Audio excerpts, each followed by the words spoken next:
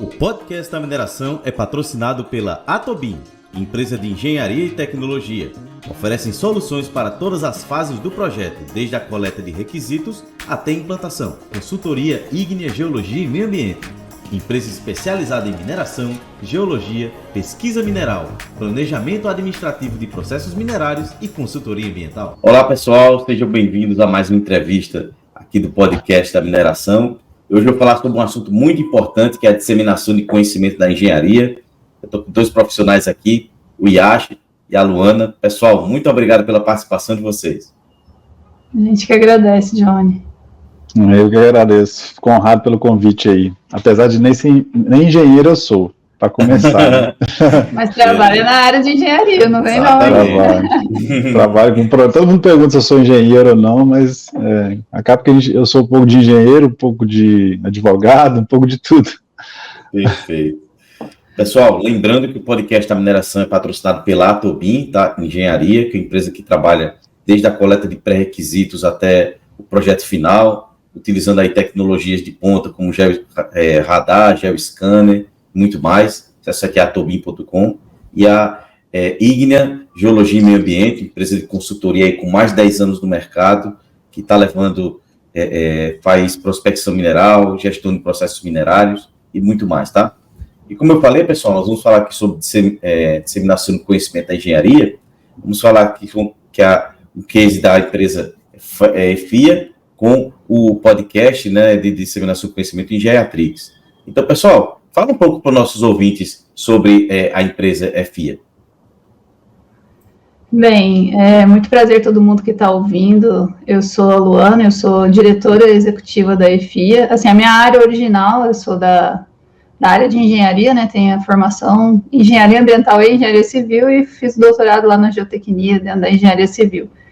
E a EFI, ela vem num cenário em que a gente enxerga um mercado muito carente, né, de compartilhamento de experiências profissionais mesmo, pessoas que saem da graduação com todo o gás e querem trabalhar, mas às vezes não conseguem por uma falta, uma lacuna ali, né, de competências que existe entre a academia e o mercado. Então, a EFI, ela vem com esse propósito, né, de trazer conhecimento prático para os profissionais e para a área de engenharia como um todo, contribuindo para a melhoria dessa área, fazendo a engenharia do Brasil evoluir, né. Então, a gente tem atuado aí desde 2020, né, a empresa abriu em 2020, bem dentro dessa área.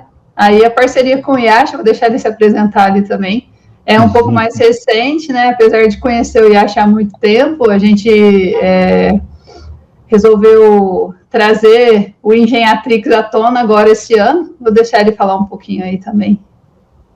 Obrigado. Meu nome é Yashi, eu sou geógrafo, não sou engenheiro, mas trabalho com projetos de engenharia desde que eu me formei em 2005. Então já vão aí quase 20 anos, né? de projetos, né, não só de mineração, mas como eu sou advindo da consultoria, trabalhei 15 anos na consultoria, né, tive uma empresa de consultoria, e lá a gente trabalhava com todos os tipos de projetos de engenharia, né, rodovia, ferrovia, shopping. A empresa, inclusive, inicialmente começou com empreendimentos mais urbanos, e depois, né, em 2005, 2006, 2007, começou a pegar projetos de mineração, e aí teve um boom, né, da mineração, né, até entre 2007 e 2013, por aí, e aí acabou me absorvendo muito nessa área, foi onde eu adquiri muito conhecimento na área de mineração, mas eu tenho também contribuí em outras frentes de trabalho da engenharia. E a ideia do podcast lá foi como a Luana disse, né, trazer um pouco desse conhecimento que tem de profissionais com bagagem aí extensa, né? Eu trabalhei com grandes projetos, sempre com grandes projetos, e a gente sempre primou para trabalhar com profissionais com muita experiência. Inclusive Luana, né? A gente trabalhou junto em vários projetos aí no passado. E a gente vê que, né, com o passar do tempo, que a necessidade e a facilidade que a gente tem hoje de estar aqui num momento desse, né, cada um num estado diferente, mas tem a possibilidade de trazer informação e trazer conhecimento e trazer talvez um alento, né, e uma forma de deixar aí um legado, né, porque nós não vamos estar aqui para sempre, mas o que a gente pode fazer para deixar, de alguma maneira, as pessoas que, igual a Luana falou, né, eu lembro muito bem quando eu estava formando, muita gente insegura e o mercado superaquecido. Então, insegura às vezes a pessoa está insegura porque o mercado está muito aquecido e ela não sabe se ela vai conseguir um emprego, porque tem muita gente experiente já atuando e muita gente, né, concorrendo às vagas, ou quando o mercado está desaquecido, aí já é outra ponta, né, vai sair na insegurança de conseguir ou não uma vaga no mercado em baixa. Então, assim, a ideia é trazer conhecimento fora da academia, né? Eu lembro muito bem, inclusive, um exemplo prático que eu dei, né? O primeiro podcast nosso foi, inclusive, sobre isso, né, Luana? Sobre essa questão do profissional de engenharia. E eu aprendi um software de geoprocessamento, que é da área de geografia. Quando eu saí para o mercado de trabalho, ninguém usava mais esse software, então já era desatualizado. Então, se eu tivesse canais e formas de conhecer outras ferramentas que já estavam em uso na época, eu já estaria correndo por fora e aprendendo a usar essas outras ferramentas. Então, a ideia é realmente essa, é trazer outras possibilidades das pessoas que estão aí, né, na área de engenharia e outros afins também, de ter essa possibilidade de entender como profissionais que já rodaram um pouco mais, lograram aí algum, né, êxito, digamos assim, de alguma forma nas suas carreiras. Porque quando você fica dependendo muito da universidade, e ela não tem também esse papel de te oferecer tudo, né, ela te dá uma base aí teórica e prática em alguns cursos, em outros menos, né. Eu lembro, inclusive, que no meu curso tinha muito trabalho de campo, e depois eu fiquei sabendo que o meu próprio curso cancelou todos os trabalhos de campo, e é no campo que a gente aprende. Então, assim, o Engenhatrix veio para isso, para trazer essas questões, né, trazer o ser humano, né, para o centro também das discussões, que hoje está muito mecanizado, né, infelizmente, né, a gente é muito copia e cola, muito na bolha da academia, digamos assim. Exato. E, pessoal, como é que vocês enxergam, então, a formação e desenvolvimento profissional dos engenheiros atualmente? Bem, o Johnny, tem duas vertentes, tá? Tem, assim, o que ocorre de fato, né? Hoje a gente tem uma formação acadêmica para a área de engenharia muito robusta, né? Muito, muito robusta, e eu falo num sentido pesado da palavra mesmo, né? É uma formação muito pesada. Mas, de fato, eu não sei se essa robustez toda que a gente encontra dentro da academia, ela está realmente desenvolvendo o profissional para o mercado. Não sei não, eu tenho certeza que não está, porque a gente vê que as coisas estão muito aceleradas. Então, assim, a formação está cada vez mais complexa, né? Porque a formação formal, acadêmica, ela passa por N requisitos regulatórios, né? A gente tem o MEC, o Ministério da Educação, que regula, a fluidez não é muito acelerada dentro da academia, apesar de hoje já se trabalhar como uma diretriz nacional da engenharia com base em competências, as universidades elas têm muita dificuldade de trabalhar com projetos, né, para desenvolvimento dessas competências. Então, existe uma lacuna de desenvolvimento mesmo, né? Então, esse cenário, né? A formação é muito robusta, então muita gente acaba desistindo ao longo do processo. Essa é a visão atual, tá?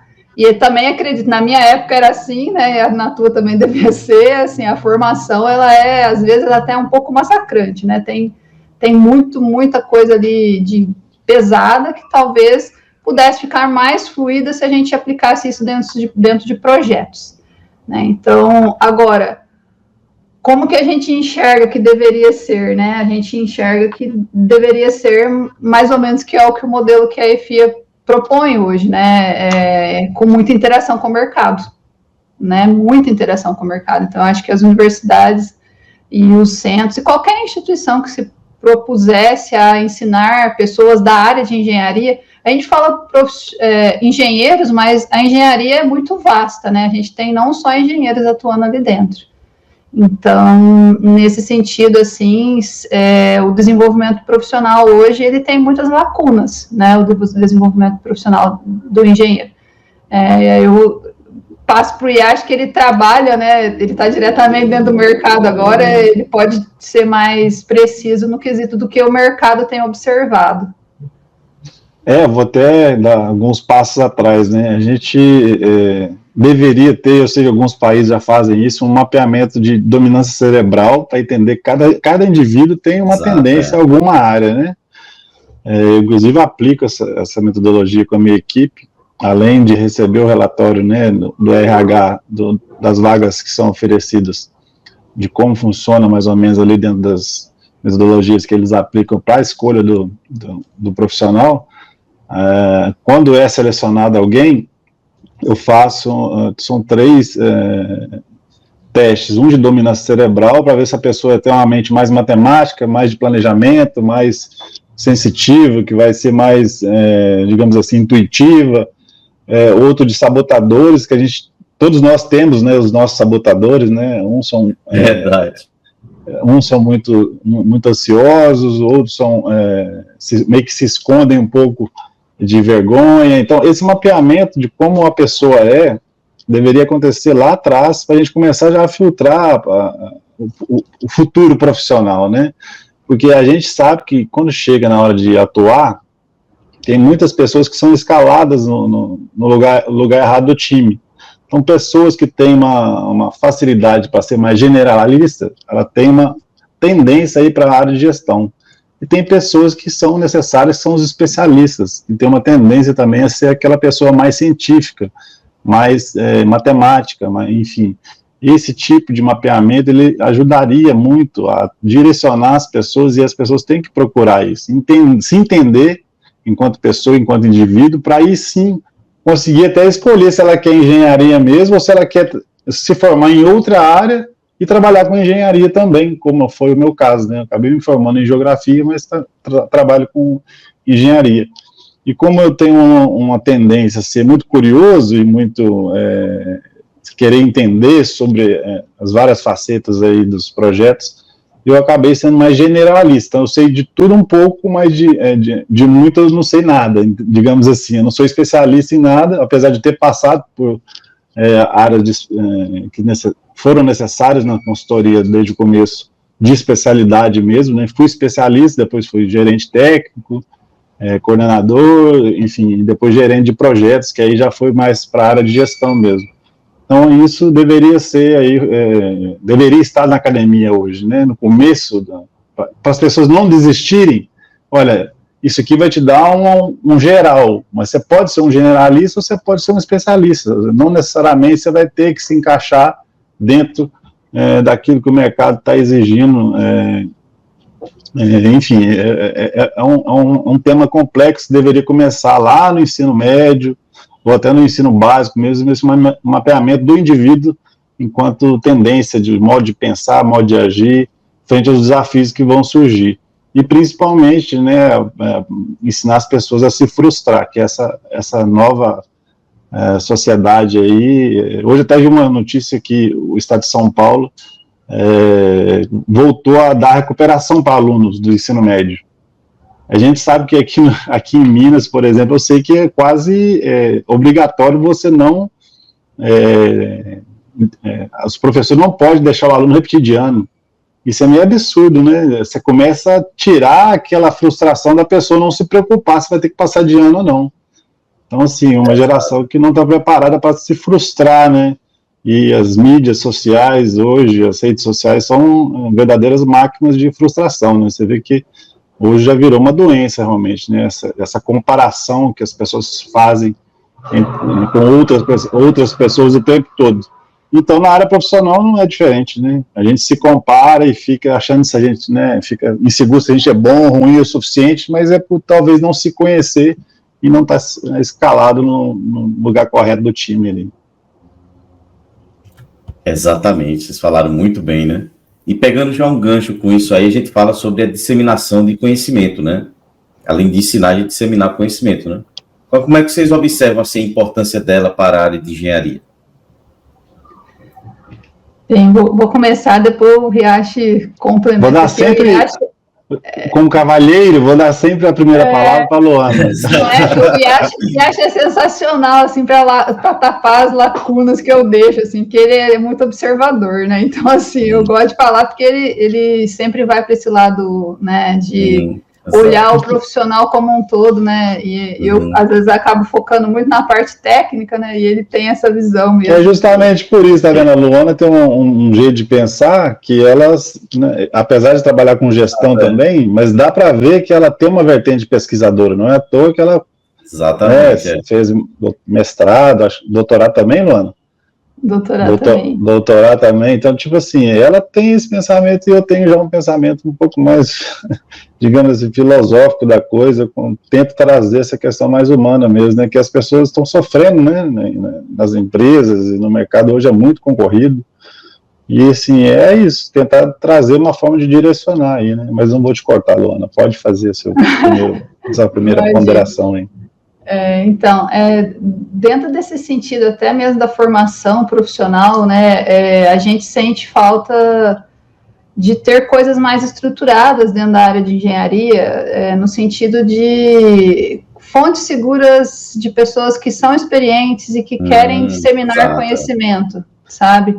É muita informação hoje em dia, né? Então, assim, a gente, dentro da EFI, a gente pensa muito no desenvolvimento de ecossistemas dentro da engenharia. Hoje a gente está no ecossistema, né, da mineração, mas já indo para a área ambiental, que é, assim, unir pessoas de bom conhecimento, de atuação prática, que possam compartilhar suas experiências para os demais, né? E a gente tem encontrado muita ressonância com as pessoas, tanto é que hoje a gente tem uma quantidade de professores grande, assim, que já compartilharam conhecimento dentro da EFI, são mais de 70 profissionais que já gravaram conteúdo para a EFI, que é justamente isso, né, a gente observa um ecossistema, né, no caso, observa a mineração, vejo quais são as lacunas dentro das empresas, as próprias empresas têm ajudado a gente nisso, né, em observar as lacunas. Como é um modelo novo, né, que a gente busca demanda dentro da empresa, às vezes a própria empresa às vezes não entende, né, que é necessária essa disseminação de conhecimento para até fortalecer o mercado e o mercado entender melhor o que é um bom projeto de engenharia, sendo que eu elevo a régua ali, né, dentro, todo mundo com maior conhecimento eleva a régua do setor e as empresas se tornam melhores também. Então, a gente entende a disseminação do conhecimento é isso, sabe? Todos os profissionais que têm experiência se colocarem à disposição do seu ecossistema para fazer ele evoluir, né? No caso da engenharia, para a gente fazer a engenharia evoluir, a gente tem que ser um ecossistema forte, né? Em que as coisas ali vão sendo compartilhadas e organicamente vão melhorando, né? Vão cada um agregando uma visão como um todo. E a importância é fazer as coisas evoluírem, né? Se a gente fica num casulinho ali fechadinho, as coisas não evoluem, né? Se o Iash fica só dentro do exatamente, sem trocar ideia, né, com a galera e observar o que ele faz muito, o que acontece no outro setor, o que acontece em outras mineradoras, né? Vamos trocar conhecimento. Se a gente não fizer isso, e eu vejo isso muito acontecendo, mas de forma setorizada. Acontece numa empresa. Qual que é o papel da EFIA? Unir todo mundo junto, né? Não existe camisa aqui, não. A gente fez isso num evento e foi bem legal, né? Acho que o Iash participou na época e a gente vai fazer de novo agora. É justamente unir as pessoas e falar assim, gente, vamos tirar a camisa da empresa e vamos pensar na engenharia aqui agora. Como é que a gente dissemina conhecimento aqui para fazer a engenharia evoluir, né? Então, de forma desapegada, exato. E eu tive a oportunidade aí de trabalhar com profissionais, já na mesma linha que a Luana falou, aí, com profissionais altamente gabaritados nos projetos. A gente tinha esse privilégio de trabalhar com grandes projetos que exigiam, né, profissionais com muito conhecimento de acústica, de trânsito, de ruído, vibração, questão de efluentes, material particulado, levantamento de qualidade da água, que a Luana também trabalhou muito nos projetos com a gente, e a gente via eu principalmente percebi alguns profissionais que eles não tinham essa vontade de disseminar o conhecimento, era até por uma insegurança de criar concorrência, para você ter ideia. Exatamente. Então, assim, conheci profissionais extremamente competentes, que agora a gente até está tendo a possibilidade de convidá-los para participar, que eles já estão em outra fase de vida, né? Agora eles já não têm mais esse apego, já são extremamente consolidados. E eu acho, inclusive... Mudou muito também, né, Yashi? Antigamente a galera não tinha essa ideia de colaboração, né? Era muita competição, e a gente vê as coisas mudando um pouco também, né? A competição ela até continua, mas assim, não é o fato dele passar o conhecimento que ele vai criar um concorrente. Muito pelo contrário, vai colocar ele num patamar, né, de ser ali uma referência, né? Então, referência, exatamente. A velha guarda, a gente costuma até falar, no primeiro podcast nosso, nós tratamos muito isso, né? É importante que as empresas mantenham os profissionais com muita experiência, né? Hoje não tem limite mais para o cara trabalhar. Meu pai mesmo trabalha ainda, né? Agora ele já saiu um pouco da carreira mais técnica, mas continua atuando aqui e ali, mas está com 70 e lá vai alguns anos, e continua trabalhando e tem muito a oferecer. Então, assim, a gente tem que usar esse conhecimento para que ele fique aí para outras gerações e trazer essas novas gerações para serem mais curiosos também. A gente, né, eu falo isso várias vezes, a Luana deve estar até enjoado já, né, quando a gente vê uma paisagem assim, harmônica na natureza, a gente acha que aquilo ali é uma coisa completamente, está acontecendo uma simbiose ali, muito suave, na verdade é uma competição horrenda. E aqui fora é a mesma coisa, né, e o nosso sistema capitalista copiou isso muito bem. Só que nós temos uma diferença da natureza, né, dos animais, que é a capacidade de pensar e de fazer o melhor. E a gente está vendo que a gente não está fazendo o melhor. A gente vem copiando e colando, né, em vários setores da sociedade, inclusive na engenharia, uma forma que a gente, de viver, de criar padrões de vida, né, de projetos e por aí vai, que eles não são sustentáveis, né. Só o fato da gente estar demorando tanto para desenvolver essas transições energéticas, né, e as novas formas de se construir, inclusive, né, habitação e por aí vai, a gente vê que, assim, a gente teria que estar usando, por exemplo, a mineração, não buscando produzir mais e cada vez mais rápido. Isso é importante, as empresas querem isso e querem produzir muito.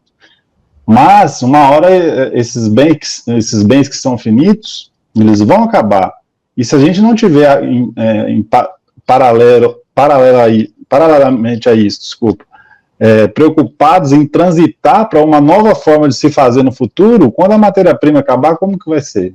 Então a gente tem que usar o que a natureza nos deu aí, né, de bom grado, para começar a construir massa crítica e científica para transitar para outras formas, porque a sociedade não vai ser assim para sempre, porque nós não temos matéria-prima para sustentar esse padrão de vida, digamos assim, que foi estipulado, né? Exatamente. Bem, tá vendo? Bem filosófico, bem viajado, mas é isso. Não, mas é isso mesmo, precisa de mais estudo, de mais pesquisa para encontrar mais bens minerais para poder garantir a sociedade e o futuro, né? Você fala que mineração pode não ser o futuro, mas não existe futuro sem mineração. Isso exatamente. Isso todos nós concordamos, viu, Johnny? A gente falou, isso. A Luana fez o doutorado dela sobre reaproveitamento de rejeito. O nosso último podcast foi justamente sobre isso e ela ficou extremamente feliz. Eu sei disso, que deu para ver antes, durante e depois, porque ela viu isso acontecendo agora, que está acontecendo já, né, Luana? Uhum. Sim, é um início ainda, mas, por exemplo, rejeito já não pode ser chamado de rejeito mais. Como lixo também não pode ser mais tratado como lixo. Na verdade, é tudo matéria-prima sem ainda um valor agregado, né? Então a gente tem que começar a não desperdiçar mais isso, né? Porque, como eu disse, vai acabar, e aí? Como vai ser? Ou a gente prolonga, né, a vida útil do que é finito, digamos assim, né? E já pensando em transitar para outras formas de se fazer, ou a gente realmente está fadado aí a um sofrimento coletivo bem próximo de acontecer, né? Haja visto aí essa questão do Sul, né?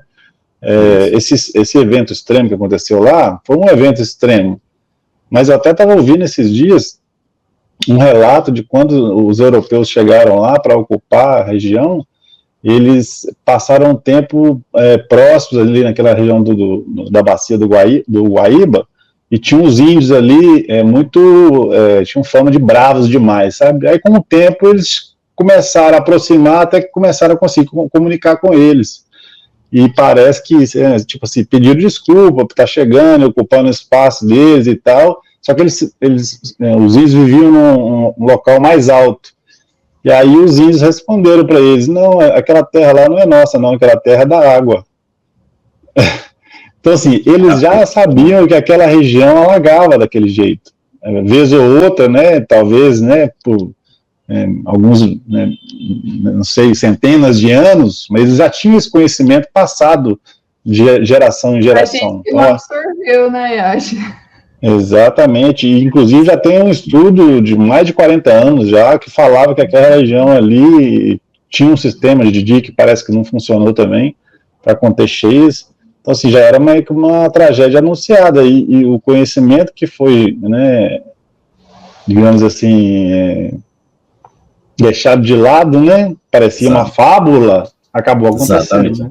Acabou acontecendo, exatamente. E diante disso, pessoal, quais foram, assim, os principais motivadores para a EFIA Engenhatrix acreditar e disseminar o conhecimento, e como é que vocês podem observar que isso beneficia a engenharia? Oi, Yashi, começa aí, ver a sua visão que você teve também, conta, e depois eu... Eu assim, quando, né, eu e a Luana, a gente tem um cara em comum que a gente trabalhou muito tempo junto, que é o Eduardo Marques. Ele, inclusive, foi professor dela, foi orientador dela e tal. E assim, tipo assim, um profissional extremamente, um desses que eu trabalhei, que eu falava, cara, o conhecimento desse tipo de pessoa tem que ser transferido. Então, por isso que lá a gente fala que é um lugar de transferência de tecnologia, porque conhecimento é tecnologia, né? Só o fato de você fazer as pessoas refletirem, você está gerando ali o que a gente chama de dialética, né? A gente tem as teses aí colocadas, a gente coloca as possíveis antíteses, para depois ter as novas teses e a coisa evoluir. Então, esse tipo de espaço, como é o seu também, eles são muito louváveis de existirem, porque são os canais que hoje existem facilitados para que a gente consiga ter um futuro aí mais otimista e realista, digamos assim, né?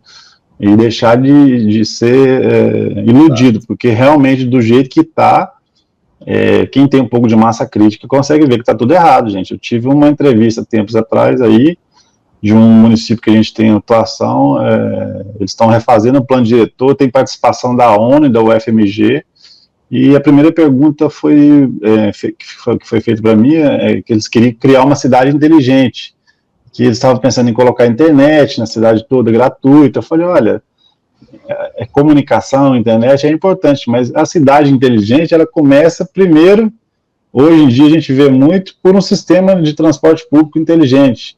Então tem coisas que vêm sendo atropeladas.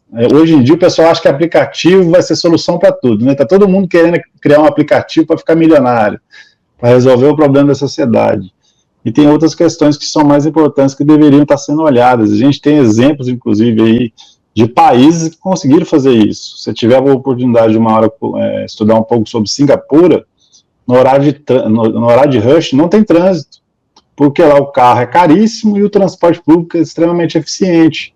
Então, assim, esse é um exemplo, né, de inteligência em uma cidade. Então, assim, a gente tem que começar a passar a investir nessas questões que realmente vão refletir na qualidade de vida das pessoas, porque hoje a gente vê que a cidade não é feita para o ser humano, ela é feita para especulação imobiliária e para carro, e um padrão de vida que não traz felicidade, não traz uma qualidade de vida, não traz interação social. Você não vê uma praça mais sendo inaugurada, você só vê bairros e prédios e condomínios e por aí vai. Enfim, essa é a reflexão que a gente traz aí um pouco, né, dentro desse contexto. E assim, pensando, aí eu volto um pouco na origem, tá, Johnny, para responder essa pergunta, porque assim, eu fui estudante de engenharia, eu fui profissional em início de carreira, eu passei por N situações em que me fizeram refletir sobre o quanto é importante as pessoas disseminarem o conhecimento, né? Esse orientador que o Yashi fala, ele era um cara que ensinava muito, ele tinha muitos estagiários e ele compartilhava tudo que ele sabia. Né? Eu sou muito grata. Ele gosta de falar, né? Eu sou muito grata a ele por isso, sabe? Eu fui assim, por ele também, na época eu fiz o mestrado, acabei seguindo uma área acadêmica, eu fui professora da Universidade Federal do Triângulo Mineiro por um tempo. E assim, eu fui percebendo o quanto tem essa lacuna, né, de experiência, não é só conhecimento, eu falo muito dessa disseminação de conhecimento, mas é de um conhecimento prático, sabe? Esses profissionais que estão ali no dia a dia do mercado, né, de poder compartilhar as experiências deles para facilitar, né, a evolução das pessoas que estão vindo e a evolução da própria engenharia. Então, o motivador meu, né, quando a gente criou a EFIA, e aí junto com os sócios lá da EFIA, e depois em parceria com o IASH, é justamente porque a gente tem uma história de vida que a gente vê o quanto a disseminação do conhecimento pode contribuir tanto com os profissionais quanto com a área de engenharia, né? Pensando ali num profissional que vai ficar menos ansioso porque ele tem fonte de conhecimento segura, um profissional que consegue se desempenhar bem, né, no seu ambiente porque ele tem possibilidades de desenvolver suas competências. Então, esses motivadores, e o principal motivador, eu sou muito apaixonada pela engenharia, eu acredito muito na engenharia, eu vejo que nós, no Brasil, tínhamos o potencial de ser muito melhores na engenharia, mas que a gente acaba ficando meio limitado, né, porque cada um no seu silo, né, muitas pessoas ali no seu quadradinho, sem compartilhar. Então, assim, e até hoje a gente vê muita dificuldade, sabe, assim, de unir as pessoas em torno de um conhecimento, né, de compartilhar essas coisas, mas a gente tem encontrado um caminho, assim, que, para mim, é o único que existe, tá, esse caminho em que a gente une profissionais, empresas, N setores, para fazer evoluir um setor ali, disseminando conhecimento de qualidade. Realmente, é muito importante, vocês citaram bem essa questão de equalizar, né, a academia com a experiência. Acho que é o principal desafio, né, que acho que as instituições de ensino têm que trazer hoje. Eu acho que quem busca também está buscando isso. Opa, eu quero um assunto da mineração que está todo mundo falando, ESG. Eu quero fazer especialidade em ESG, mas quem vai me dar aula? Que já trabalhou com isso há quanto tempo, já tem... Então, está sendo bem procurado mesmo, né? Tá, e carece também dessa falta de união aí que a Lana falou, falta também da empresa e dos governos.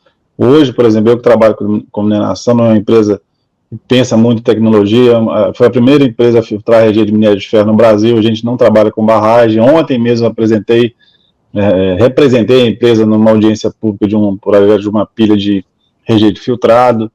Então, assim, falta também alguns espaços físicos onde a gente tenha essa possibilidade de transferência de tecnologia na prática, né, laboratorial mesmo, de ciência, como a Luana já ficou aí muito, provavelmente em microscópio e por aí vai. Então, assim, tem que ter esses locais onde a ciência está envolvida nas questões, principalmente ambientais. Hoje a gente vê um dinheiro gasto absurdo com diagnósticos ambientais, estudos de impacto ambientais que não estão refletindo em melhorias nas cidades que têm essa vocação para mineração, por exemplo. E elas deveriam ter já esses centros de transferência de tecnologia para estar discutindo ali, estar trazendo inclusive essa economia circular para que a própria comunidade possa estar produzindo os insumos que são necessários para tratar os impactos ambientais. Aí eles acabam recebendo, né, no caso do minério de ferro, um dinheiro absurdo de royalty, né, que a gente chama de royalty, né, que é a compensação financeira pela exploração mineral, mas a gente não vê aquilo refletido nem nas soluções para a sociedade, do ponto de vista ambiental, nos impactos que acabam vindo, são inerentes à atividade, e nem na geração da economia circular que pode ocorrer em volta disso, né? Então, assim, a gente está realmente muito atrasado, a gente é muito tribal ainda, infelizmente. Essa parte a gente não perdeu da natureza, a gente fica cada um no seu nicho, né? A academia fica no seu nicho, as empresas ficam no seu nicho, cada empresa olha só para o seu problema, em vez da gente fazer ali ações associativistas, né, e cooperativas para trazer esse conhecimento e parar todo mundo de ficar sofrendo sozinho, a gente trazer esse sofrimento para um lugar comum e compartilhar soluções e criar soluções de forma conjunta também. Exato, né? Então, você já até falou um pouquinho disso, acho, né? nos principais desafios enfrentados pela EFIA e Engenhatrix para disseminar esse conhecimento da engenharia. Então, eu queria falar um pouco sobre esses desafios e também quais as principais tendências, né, para a disseminação de conhecimento nesses próximos anos aí. Os desafios é o que a gente fala, né? Desafio ainda é um pouco de mindset, né? Um mindset meio fechado, né? E que tem mudado, né? Mas a gente percebe que ainda tem. A gente fala muito de silos, né? Nichos, né? A gente vê que precisamos falar mais em ecossistemas, né? Em coisas mais colaborativas, e essa economia circular que o Yash fala, ela é para tudo, né? A gente tem que reciclar tudo, inclusive conhecimento, entre profissionais, com lições aprendidas, com workshops, né? A gente, dentro da EFIA, a gente tem investido muito nisso, acaba que a gente tem que brigar, assim, né? Não é nem brigar a palavra, é uma briga interna, talvez, mas, assim, convencer o mercado de que precisamos nos unir para fazer o setor crescer junto, né? E aos poucos nós temos conseguido excelentes parceiros, assim, sabe? Não temos o que reclamar dos nossos parceiros, mas ainda é uma mentalidade no sentido mais fechado. Eu tenho minha empresa aqui, às vezes eu não me preocupo muito com o entorno, em trocar com o entorno. Então, esse é um desafio. E, assim, tendências para a disseminação do conhecimento é a gente trabalhar, essencialmente, pensar em ecossistemas, essa é uma tendência, né? E aprendizagem e disseminação de conhecimento baseado em experiências, em processos, em lições aprendidas, em desenvolvimento de competências, tá? Todo mundo fala em gestão de competências, gestão de conhecimento, mas não tem quase ninguém fazendo isso no Brasil, né? A disseminação do conhecimento, ela às vezes não acontece nem dentro da própria área da empresa, às vezes não acontece muito raramente na empresa, quem dirá num ecossistema, tá? Então, assim, a tendência que a gente enxerga é isso, olha, vamos pegar todo mundo aqui, que processos que a gente desenvolve, quais competências os profissionais precisam ter, e vamos partir para uma coisa mais setorizada. Então, trabalhar dessa forma, assim, não vejo outra forma para acompanhar a mudança que a gente precisa para o futuro, né? Fazer essa dinâmica mais fluida, porque se o conhecimento não vem da empresa para o mercado, ela vai vir da onde? A academia não tem, e eu não falo que é falta de competência da academia, não. Temos excelentes profissionais nas universidades, nós temos excelentes profissionais ensinando, mas acontece que o papel da universidade ali é outro, é pensamento crítico, é desenvolver aquele básico, dar básico profissional para o mercado, mas se a empresa não entrar junto na disseminação do conhecimento, a gente não evolui, tá? Então, a tendência é conhecimento vindo do mercado para o profissional, né? Da empresa para o profissional. É a empresa desenvolvendo a sua mão de obra para minimizar riscos, né? Vocês que trabalham na engenharia, qual que é o maior risco da engenharia hoje? Falta de mão de obra. Exatamente. Os profissionais que têm conhecimento estão se aposentando e não estão sendo substituídos, né? Então, para a gente começar a ter bons profissionais que vão ser sêniors e masters ali, né, num futuro não muito distante, a gente já tinha que ter começado a investir nessa transferência de conhecimento. E a gente não vou falar que a gente não faz, mas a gente talvez esteja sendo muito ineficiente nisso, né? E às vezes, é isso que a Luana falou, é muito nichado, né? Eu usei tribal, mas é a mesma coisa, né? Então, a ideia, qual seria a melhor tendência? A gente ter esses centros de transferência de tecnologia, que sejam virtuais, como é o seu canal aqui, mas também a gente precisa desses centros de transferência de tecnologia físicos, né? Que a gente vê que só a universidade não está resolvendo, as empresas, cada uma fazendo o seu, também não está resolvendo, tanto do ponto de vista de empreendedores, quanto do ponto de vista de consultorias que, né, criam ali o seu produto e querem vender aquilo, não estão resolvendo o problema. Então a gente realmente precisa de começar Eu sou doido para ver um desse, pelo menos inaugurado, né, principalmente na minha área, né, um centro de transferência de tecnologia para trabalhar os problemas da mineração. Então, lá com uma sala de estudo de acústica, outro com estudo de questão de efluentes. Para você ter ideia, recentemente eu tive que contratar um estudo que até hoje não se tem um consenso se a água que passa por uma água pluvial, né, água de chuva, que passa por uma pilha de rejeito ou de estéreo, se ela se transforma em um efluente depois que ela sai.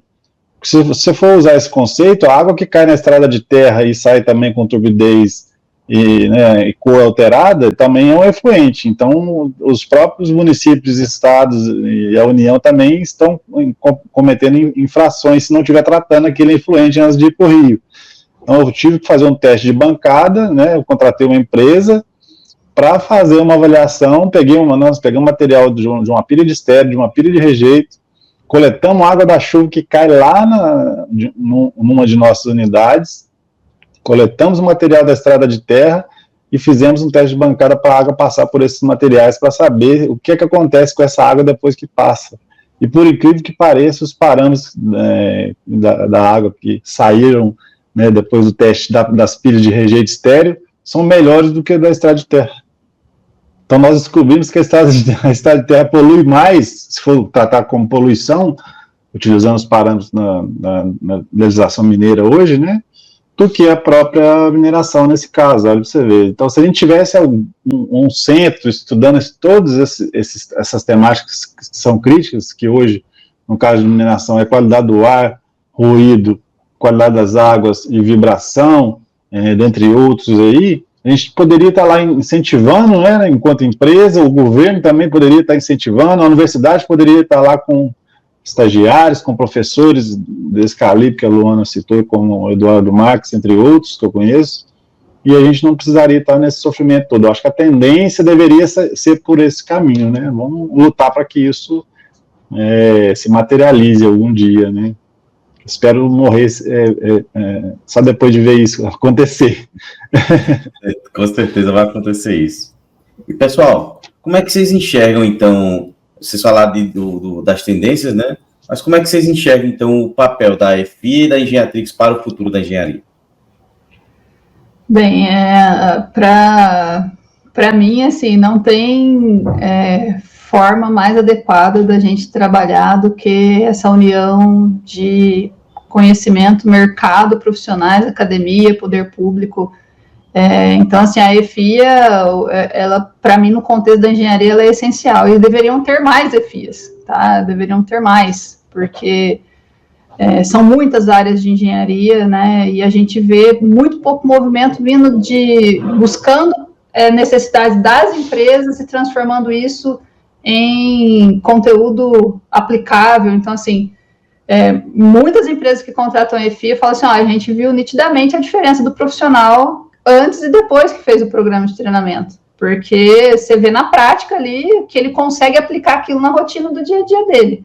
Então, o papel nosso é essencial para fazer a dinâmica de conhecimento atual fluir, né? E o meu desejo é que existissem mais EFIAs, né? Assim, pode parecer que não, tá falando da boca para fora, mas não, esse conhecimento deveria ser mais explorado, né? Assim como existem muitas universidades que formam profissionais de nível básico, a gente tinha que ter mais centros como a EFIA que formassem um profissional pro mercado mesmo, né? Que pegasse aquele profissional ali ainda sem lapidação e trazesse ele, né? Para mim, iniciativas como a EFIA, como a Engenhatrix, eles são o futuro, né, da engenharia, na verdade. Esse pensamento é bonito demais, e ela não está falando da boca para fora, não, que eu conheço há um tempo já, e é bonito de ver isso, porque esse é o desapego, porque, igual eu falei, né, a gente já não vai estar aqui mais, e aí? Nós vamos deixar o quê, né? Vamos deixar pelo menos uma fagulha acesa aí, né, para as futuras gerações aí terem uma forma de pensar diferente, né? Porque realmente a gente precisa transferir isso para frente, mas só que para transferir a gente precisa de evoluir. E para evoluir a gente precisa da ciência, a gente precisa do conhecimento, a gente precisa de testar, errar. Esses profissionais novos agora, eles têm que aprender a errar rápido, Exato, né? Uhum. E correr atrás, né? Compartilhar as decisões, né? Quando for uma decisão que não tem uma grande dimensão, ele pode tomar a decisão sozinho e depois trazer para a gente corrigir, né? Aprender os líderes a elogiar em público e a chamar atenção entre quatro paredes, digamos assim, né? Tirar essa forma antiquada aí, que ainda acontece em algumas empresas, de fazer gestão, porque pensa muito no resultado e não no ser humano, e é o ser humano que faz o resultado, não é o contrário. Então, eu acho que o recado seria esse, assim, no geral. Ô, Johnny, agora eu vou pegar você desprevenido também, porque eu acho essa iniciativa bacana demais, né? E, assim, Obrigado. Eu acho que a gente precisa de mais, né? A gente tem parceria lá também com o pessoal que fala sobre instrumentação e na mineração. A gente gosta muito dessa troca. Parabenizar você pelo seu podcast aí, que você tenha muito sucesso sempre, que tragam realmente muito conteúdo aí para a área de mineração. Obrigado. E também perguntar para você como é que você enxerga, né, o seu podcast aí para o futuro da engenharia da mineração. O que você pensa, né, o que você pensou quando você criou o seu podcast? Porque você também está fazendo disseminação de conhecimento, né? Exato. Bom, eu me identifiquei muito com o que o Iash falou lá no início, né, do andor, né, do disseminação de conhecimento, por conta de algumas notícias que não condiziam. Então, quando fez 3 anos daquele desastre crime de Mariana, eu escutei no rádio o pessoal falando que mineração tinha que acabar, que mineração era algo arcaico, que era... eu vi uma notícia de uma pessoa dizendo, olha só, mostrando uma foto de uma cava, olha só como tira o minério, isso é agressivo. E aquilo me incomodou bastante. E eu já era consumidor de podcast, voltando para casa de carro, pensando, será que existe algum podcast falando sobre mineração, eu entrar em contato e tudo mais? E não existia. Aqui quando eu falei, pronto, então vou sair da seara de reclamar e vou tentar fazer parte da solução. E já vem aí quase 6 anos, né, desse trabalho, e pouco a pouco eu vejo que o setor está se comunicando mais. Eu acho que o podcast foi uma fagulha que surgiu para ajudar essa comunicação. Ainda tem muitos anos aí de atraso em relação ao agro, por exemplo, né? Esse setor, essa parte de comunicação. Então, eu me vejo no futuro aí fazer mais parcerias com outras instituições para que outros, como você disse, né? Nasçam outras EFIAs, nasçam outros podcasts sobre mineração, o algoritmo, não só do YouTube, mas de outras plataformas. Entendo que é um assunto que merece ser divulgado para o público em geral, né? E só faz isso com parceria, Luana. Eu vejo lá que há 2 anos atrás o IBRAM nos apoiou, isso foi um dínamo para o nosso trabalho. Então eu espero que mais associações, mais entidades aí apoiem esse trabalho e que continue, como o próprio Ash falou, continue, que o podcast da mineração não seja a minha pessoa, seja outras pessoas, né?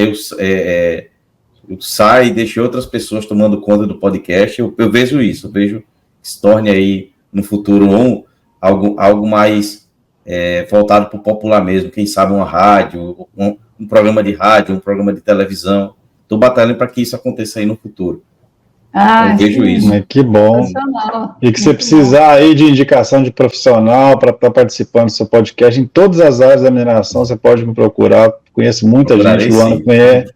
Luana também conhece milhões aí, enfim, o que a gente puder fazer aqui é desapegado mesmo, é esse pensamento da Luana mesmo. Então, não é à toa que eu procurei, eu falei, eu estava com essa ideia, né, incomodado como você, né, eu tô cansado de sofrer sozinho, vou começar a procurar pessoas que estão aí trabalhando com conhecimento.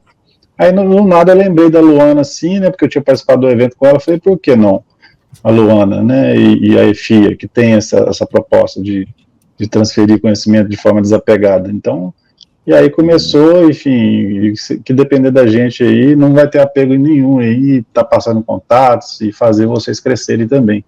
Beleza. E quando eu estiver em Belo Horizonte, visitar aí o Engenhatrix para a gente bater um papo também. Pois é. Com certeza. Vamos marcar. Tá convidadíssimo. Tá, ok, então. Pessoal, muito obrigado pela participação de vocês, tá certo? Como posso estar aberta para quando vocês quiserem voltar, e parabéns pelo trabalho. Obrigada, parabéns. Eu que agradeço. Pessoal, boa noite. Pode falar, desculpa. Não, lembrando, pessoal, que o podcast da mineração é patrocinado pela Atobin Engenharia, acesse atobin.com, e a Ígnea Geologia e Meio Ambiente, acesse o site igneabr.com.br e saiba mais sobre essa consultoria. Pessoal, muito boa noite e muito obrigado mesmo. E lembre-se, mineração pode não ser o futuro, mas não existe futuro sem mineração. Falou tudo. Não tem como, a gente tem que evoluir, só isso. Exatamente. Um abraço para vocês, boa noite, Luana, boa noite, Johnny. O podcast da mineração é patrocinado pela Atobin, empresa de engenharia e tecnologia. Oferecem soluções para todas as fases do projeto, desde a coleta de requisitos até a implantação. Consultoria Ígnea Geologia e Meio Ambiente. Empresa especializada em mineração, geologia, pesquisa mineral, planejamento administrativo de processos minerários e consultoria ambiental.